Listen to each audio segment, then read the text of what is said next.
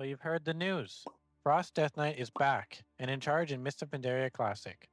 Whether you're switching mains or just looking to keep your edge sharp, this video will walk you through everything you need to know to get started with Frost in MoP.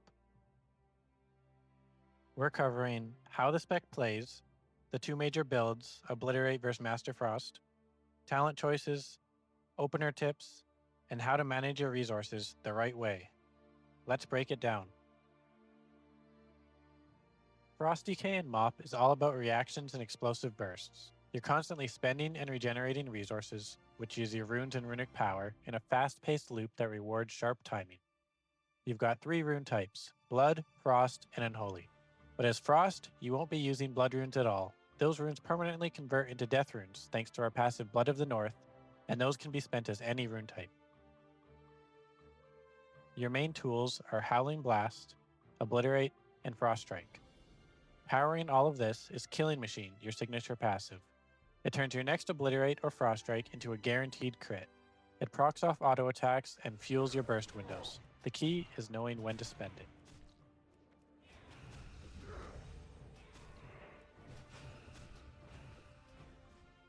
Frost in MoP splits into 2 playstyles, Obliterate, which focuses on heavy Obliterate crits, and Master Frost, which focuses on mastery-fueled Howling Blast damage.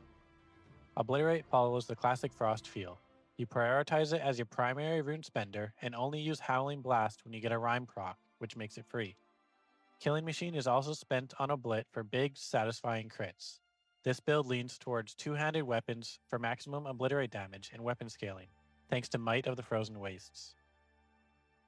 Master Frost shifts the priority. You stack Mastery and lean heavily into Howling Blast and Frost Strike.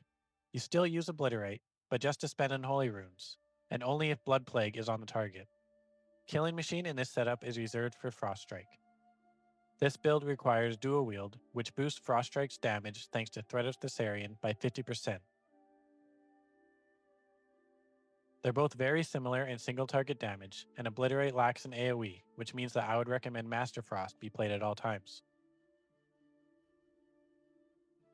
MoP's talent revamp gives us flexible options. For Frost, 2 key picks define your flow. Plague Leech consumes your diseases and refunds up to 2 fully depleted runes as death runes. Great for emergency regen or burst windows. Blood Tap replaces the RNG of Runic Empowerment with Control. Every Frost Strike gives you 2 blood charges. Spend 5 to regenerate a fully depleted rune. You can bank up to 12 charges and time it for a trinket proc or damage amp. Pairing these correctly with your rotation gives you powerful rune control, letting you line up burst windows precisely when you want.